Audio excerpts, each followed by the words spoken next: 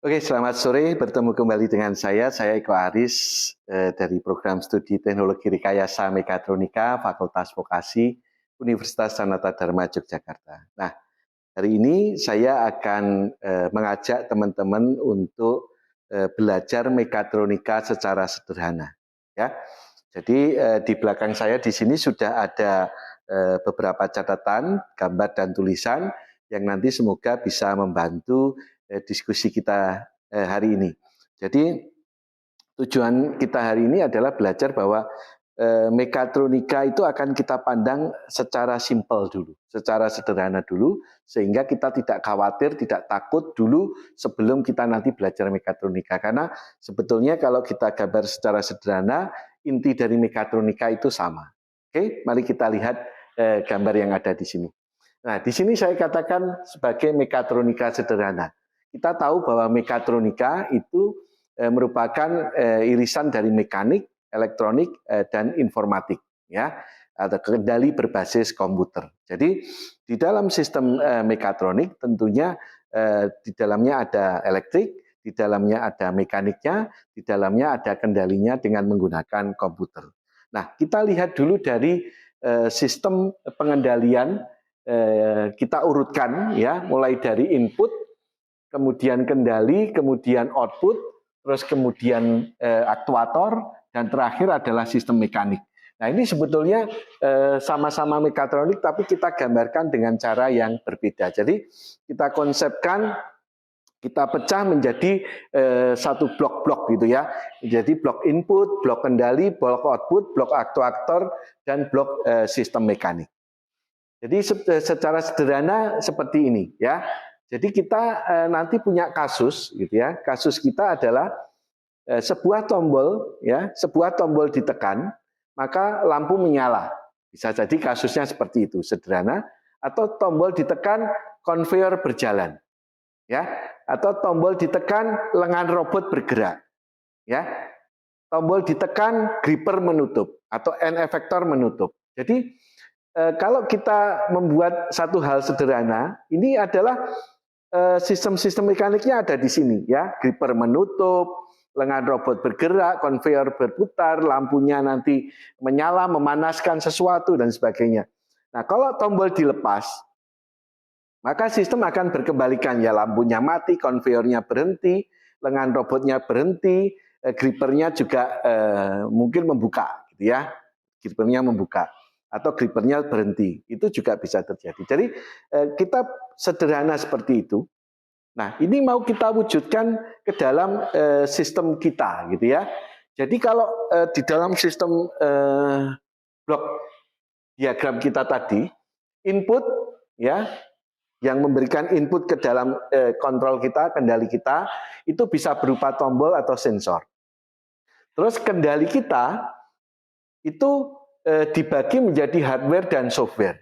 Kalau kita bicara mekatronik, maka sebetulnya kendalinya berbasis komputer. Tapi kita melihat secara lebih umum dulu, bahwa di dalam proses pengendalian, hardware-nya itu bisa berupa relay, terus bisa berupa PLC. Nah, PLC ini yang sudah berbasis komputer digital. Tapi sedangkan relay masih berbasis elektromagnetik, ya. Nah, terus kemudian software, nah di dalam baik kita menggunakan relay atau menggunakan PLC, maka relay tadi itu harus kita rangkai supaya memenuhi kebutuhan kita. Ya, mungkin kita rangkai dengan logika tertentu, kita rangkai dengan sekuensial tertentu gitu ya, dengan menggunakan relay. Nah, demikian pula sama saat kita menggunakan PLC, maka PLC ini harus kita program ya, dengan logika, dengan sekuensial sesuai dengan kebutuhan kita. Ya, oke. Setelah ini kita program, kalau sesuai maka nanti ini akan bekerja sesuai dengan apa yang kita inginkan. Misalnya lampunya menyala, relaynya aktif, solenoidnya aktif, kontaktornya aktif dan sebagainya. Nah, kemudian kalau misalnya relay aktif, solenoid aktif, kontaktor aktif, bagian yang ada di sini itu merupakan rangkaian kendali, ya, rangkaian kendalinya. Ini biasanya arusnya kecil, gitu ya. tegangannya kecil gitu ya. Nah, sedangkan di bagian kanan nanti relay itu nantinya mengaktifkan motor listrik. Nah, ini butuh arus yang besar. Solenoid itu nanti mengaktifkan silinder pneumatik. Ya, di sini listrik, di sini angin. Terus solenoid bisa mengaktifkan silinder hidrolik. Berarti di sini listrik, di sini adalah sistem hidrolik. Oke.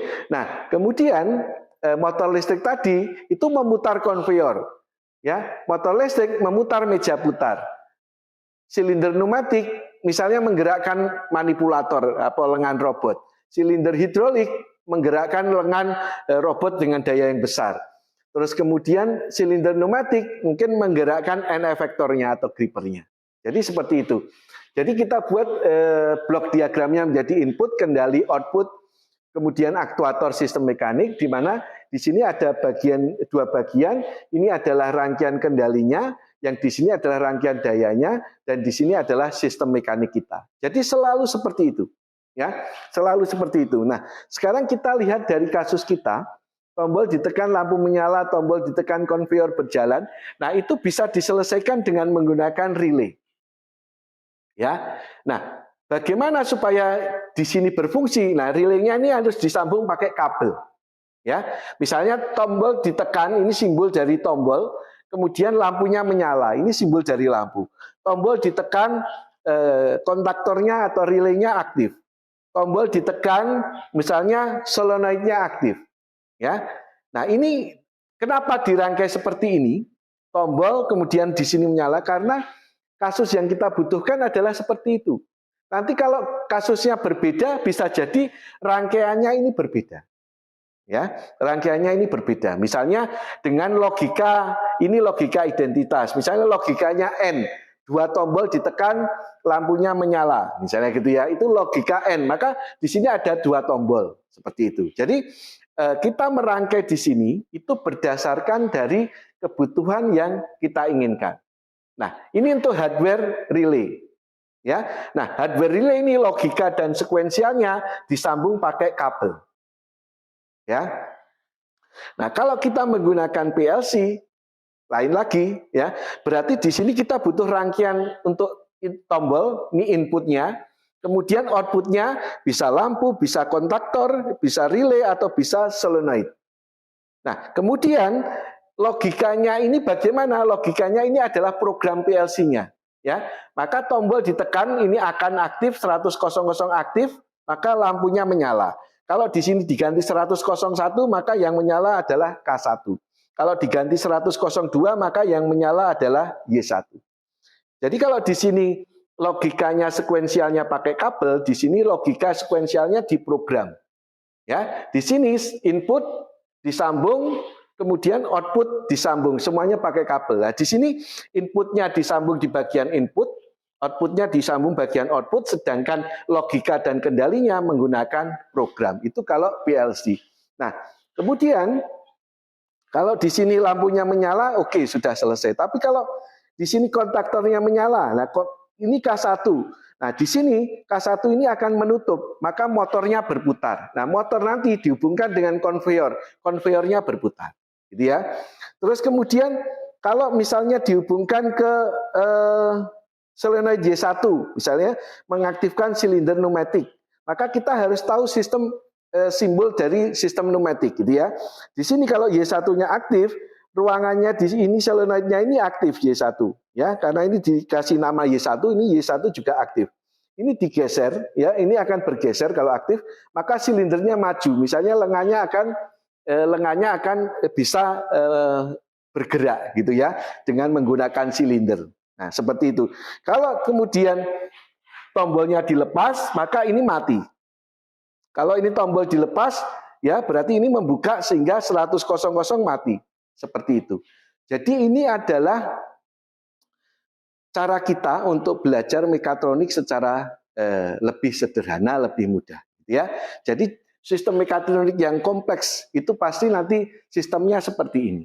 Nah, ini semoga membantu teman-teman semua sehingga tidak usah takut untuk belajar mekatronika.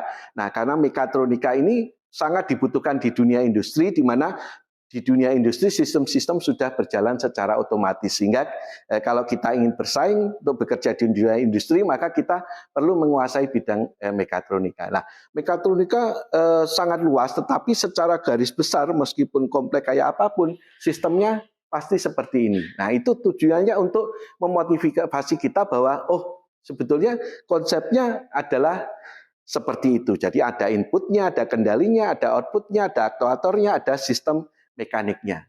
Ya, terus kemudian tadi untuk pengendaliannya, hardware-nya bisa relay, bisa PLC, terus software-nya ini logika tertentu, bagaimana logikanya, nanti kita belajar logikanya, sekuensialnya, program sekuensial, kita belajar program sekuensialnya.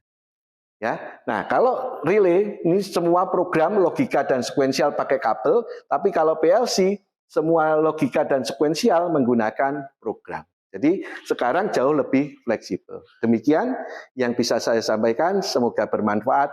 Terima kasih.